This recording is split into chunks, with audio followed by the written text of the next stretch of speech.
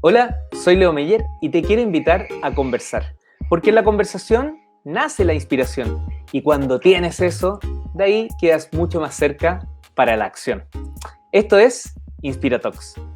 En esta oportunidad quiero acercarte una reflexión y el conocimiento en torno a un tema que muchas veces conversamos, que vemos en los medios de comunicación, que también están en el entorno y tiene que ver con el uso eficiente del agua.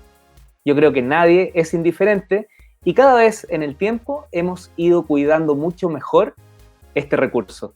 Para comprender el impacto del agua en nuestro diario vivir y en el futuro del planeta, quiero invitar a conversar a un muy buen amigo. Él es fundador de Eficagua y un tremendo profesional que nos va a explicar cómo mirar este tema. Bienvenido a Inspira Talks, Cristian Estrada. ¿Cómo estás, Cristian?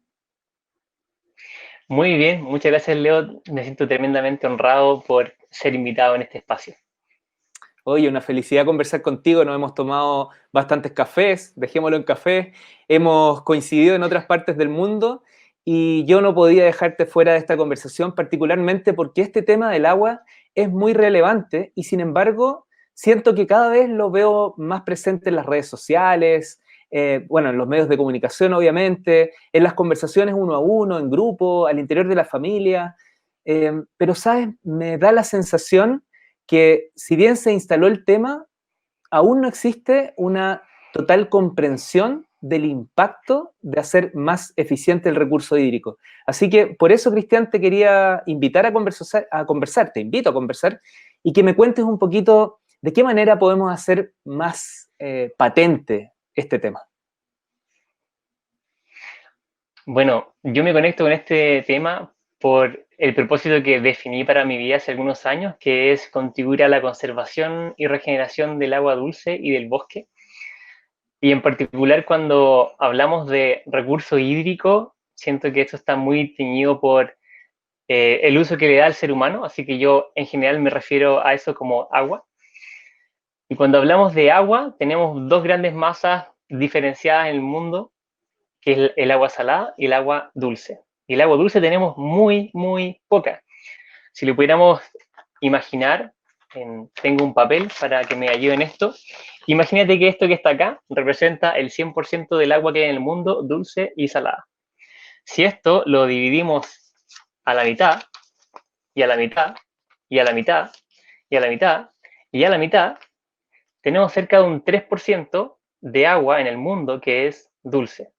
Pero hay mucha de esa que está congelada. Entonces, en realidad, tenemos cerca de un 30% de esa agua que está líquida. Pero de esa líquida hay mucho que está debajo de la tierra. Entonces, de esa que está líquida, hay un pequeño porcentaje que sería como la punta de tu uña, que fluye de manera superficial y ese es el agua dulce que vemos y que podemos usar. Entonces tenemos muy poquita y de ahí viene la importancia de apreciarla, valorarla y cuidarla. Oye, Cristian, ¿y tú sientes que lo que hablé en la introducción, que el tema está más presente y que hay una mayor conciencia sobre este punto? Siento que hay más conciencia en el contexto cuando te falta el agua. Y eso ya ha venido sido estudiando hace muchos años. En Estados Unidos hay un centro que busca mitigar los efectos de la sequía y ellos definieron un esquema que resume el tipo de pensamiento y le dieron un nombre medio tragicómico porque tenemos el ciclo hidrológico que modela cómo se mueve el agua y ellos le pusieron a este ciclo de pensar, sentir y actuar humano como el ciclo hidrológico, en donde usamos el agua y todo anda bien hasta que vienen procesos de sequía, nos falta el agua, nos comenzamos a preocupar, entra un poco el pánico, llega la desesperación y hay veces en que se rompe el ciclo porque llega la lluvia de nuevo y se nos olvida el problema de la sequía, damos el agua por garantizada y entramos de nuevo en el ciclo, porque el clima es cíclico. Entonces, estos fenómenos ocurren en diferente intensidad y frecuencia a lo largo del tiempo, pero hay un patrón que parece repetirse, que es que cuando abunda el agua, no nos preocupamos, nos olvidamos, la damos por segura, pero cuando nos falta el agua, Ahí recién comenzamos a tomar conciencia. Oye, ¿y qué tan cierto es esto de que, a ver, yo de repente digo, no voy a dejar correr tanto el agua, voy a optimizar la cantidad de agua que uso para lavar y así, pero de repente digo, ¿qué cambio realmente puedo generar, qué impacto puedo generar como persona, aunque seamos varios, versus a veces una empresa que en un día puede utilizar toda el agua que yo podría ahorrar en 10 años? A lo mejor no es una proporción válida, pero por dar un ejemplo. ¿Cómo atacamos esa dicotomía de decir, bueno, yo no voy a hacer gran cambio, a pesar de que sé que los grandes cambios siempre parten por pequeños cambios? Sí, bueno, yo creo que ahí hay dos miradas que rescatar. Una es la mirada social en términos de cómo piensan las personas con respecto al agua. Y ahí siento que sí aporta mucho que estos hábitos de cuidado y buen consumo del agua se hagan parte de la vida de las personas, porque si se integran como parte de la vida o de tu vida, comienzas a pensar de otras formas cuando te toque decidir sobre el agua a una escala mayor. Por ejemplo, si te toca decidir sobre el agua a nivel industrial y tú ya en tu casa vienes adoptando buenas prácticas, creo que es más probable que tengas una conciencia mayor a alguien que nunca ha tenido ningún tipo de criterio sobre cómo se usa el agua en su casa. Entonces, por un lado, hay un impacto ahí sobre los tomadores de decisiones que puede ser muy bueno si ya desde sus casas adoptan estos buenos hábitos. Pero si cambiamos el foco y miramos las cifras, en el mundo el 70% del agua extraída la usa el sector agrícola y el sector urbano usa menos del 10%. Entonces, si a ese menos del 10% tú estás incorporando duchas más cortas, cerrar la llave cuando te lavas los dientes, usar el agua para lavar las verduras, para regar las plantas, el impacto es despreciable. Oye, también en esta misma línea quiero un poco desmitificar algunas cosas. Yo he escuchado a personas, y yo mismo te reconozco, que de repente me pillo hablando de regenerar el agua. Yo no sé si eso es un buen concepto, pero al menos lo entiendo como el darle una segunda utilidad o una tercera. Y lo mezclo un poco con esta mirada de economía circular y muchos elementos que en estos mismos Inspira Talks con otros profesionales hemos conversado. ¿Qué me puedes decir de eso? El concepto de regenerar para mí es muy lindo porque busca complementar el concepto de restauración, que significa devolverle el estado original a algo, pero integrando la actividad humana encima. Entonces, cuando yo en particular hablo de regenerar el agua dulce, me refiero a las fuentes de agua dulce que están debajo de la tierra, porque estas son nuestras grandes fuentes. Me refiero a trabajar a nivel de paisaje, trabajar a nivel de las empresas que más usan el agua para lograr una transición hacia un futuro en donde podamos convivir en el territorio en una forma en que nuestras acciones contribuyen a regenerar el territorio, a regenerar nuestras fuentes de agua. Y en ese sentido, la etimología de regenerar es regenerare, que es crear de nuevo. Y en este crear de nuevo, lo que siempre me ha inspirado desde que me metí en estos temas es pensar en un futuro regenerativo en donde podamos compatibilizar lo que ya estamos haciendo con todo lo que debería estar ocurriendo en el medio ambiente, en los niveles en los que ya venía ocurriendo antes, pero integrando al ser humano en ese proceso, que es muy importante porque hace pocos años la comunidad científica reconoció que estábamos entrando en el antropoceno. Y eso significa reconocer a nivel mundial que la actividad humana tiene tanto impacto en el mundo que generó un cambio para darle un nombre a esta nueva época que estamos viviendo, en donde el ser humano está afectando directamente al medio ambiente. Oye, tú vienes del mundo de la ciencia en tu profesión, y una de las críticas es que, claro, la ciencia se da cuenta de estos temas, intenta divulgarlo con algunas dificultades propias, porque hay mucho de ciencia, tecnicismo en eso, y una de las formas de aplicarlo es crear productos que agreguen valor, y en eso estás, eso es Eficagua. Cuéntanos un poquito de qué manera has llevado este deseo, este propósito a un producto puntual? Bueno, en Eficao lo que estamos haciendo es trabajar en eficiencia, pero con la mirada puesta en que podemos llegar a un nivel tal de eficiencia que todos los ahorros que se puedan generar en el camino sean utilizados de forma activa en regeneración. Y ese es el desafío en el que estamos actualmente, porque si bien comenzamos con un producto que nace de mi conocimiento en biotecnología, y ese producto nace de una historia personal que fue ver cómo se secaba un humedal debido a la extracción de agua de la agricultura, ese minuto, ese momento, me hizo decidir orientar mi conocimiento a contribuir. Entonces, en Eficao estamos avanzando hacia un futuro en donde podamos integrar tecnología para avanzar en eficiencia, pero al mismo tiempo considerar que podemos hacerlo tanto mejor, con tanto menos recursos, que esos recursos que nos podríamos ahorrar y esos esfuerzos que se podrían ahorrar en el camino, se podrían destinar de forma activa a recuperar una cuenca a nivel de mejorar la calidad de suelo, mejorar la superficie con vegetación nativa, con eso aumentar la biodiversidad y hacer esfuerzos activos también en recuperar las fuentes de agua, porque en Chile tenemos una situación en donde de la cordillera al mar el viaje del agua es muy rápido. Entonces, si podemos favorecer la infiltración de ese viaje del agua en las cuencas para que llegue a los acuíferos, vamos a recuperar estos niveles de agua, que son proyectos que ya se están haciendo en parte en Chile, pero creo que se deberían hacer a una escala mucho mayor,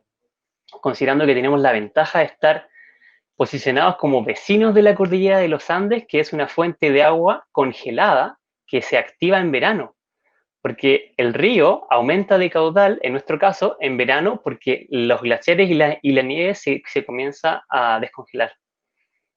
Cristian, y a ver si nos hablas, yo voy a suponer que, imaginemos, estás al 10% de tu capacidad y podrías crecer con tu empresa y crecer al 30, un 80, pero deben haber un poco barreras de entrada para que más empresas ligadas a estos temas se preocupen de cumplir con aquello que tú dices. ¿Cuáles son esas barreras? Por qué esto no se acelera aún más o no se puede? Sí se puede. El, el desafío está en cómo se regula el agua según país. En Chile en particular, el agua se regula de tal forma que que el agua es al mismo tiempo un bien de uso público, o sea, para todas las personas, pero se pueden entregar derechos para que los privados exploten una cantidad de agua en particular. Este es un modelo bien especial, pero no es único en el mundo. También hay otros países que tienen modelos parecidos. El desafío de este modelo es que una vez se te entrega el derecho a usar el agua, y por ejemplo, te dicen, Leo, tú para tu proyecto agrícola puedes sacar 100 litros de agua, de hoy hasta el infinito, porque, o sea, hasta tiempo indefinido, pero es mucho tiempo. Y, y tú, en tu actividad agrícola, avanza el tiempo y te llega la sequía, tú aún podrías seguir sacando los 100 litros, incluso si es que no corre agua por el río, porque si es que hay agua debajo del suelo, tú podrías seguir sacando esa agua porque estás en tu derecho. Y sacar esa agua en un contexto de sequía, cuando no se está recargando el acuífero, implica que tú estás acelerando el descenso del nivel de esa agua. Y eso es lo que ya está pasando en varias comunas en Chile, donde hay conflictos socioambientales porque llegó un punto tal en que la recarga de agua natural no es suficiente para estar al mismo nivel que lo que estamos sacando. Entonces, en otras palabras, sería como estar metiéndole a una cuenta de ahorro 500 pesos al año y tú estás sacando 1000 anualmente. No sabes cuánto queda, pero siguen entrando 500 y sigues sacando 1000 todos los años. Me queda claro que una de las razones es justamente, qué lástima, porque es un tema que le damos en el suelo, pero es político, las leyes. Pero aparte de esa, ¿sientes que hay otra que debería actuar? ¿Es la academia tendría que hacer algo? ¿Hay otro mundo que tendría que ser mucho más activo y decidido en esto? Yo siento que los clientes están cambiando su forma de consumir y eso está presionando a los que producen lo que esas personas compran. Y en particular en el sector agrícola, hace varios años se viene dando un movimiento de agricultura orgánica que busca tener mejores prácticas con el medio ambiente, con las personas.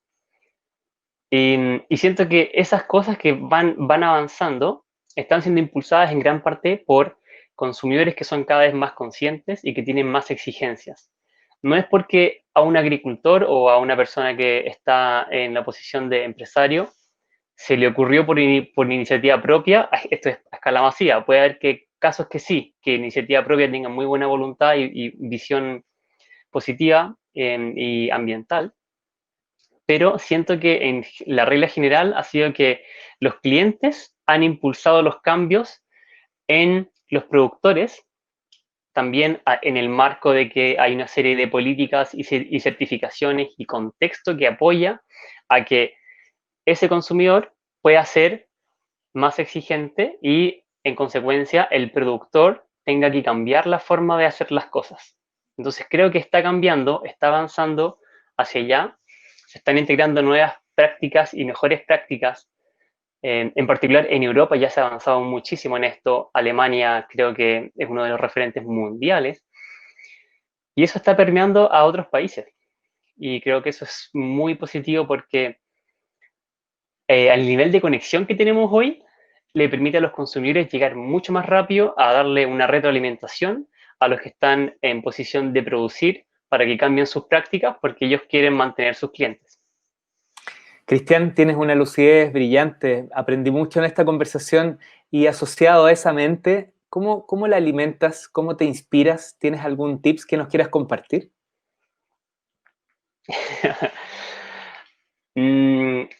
Yo creo que me inspiro siempre en la naturaleza.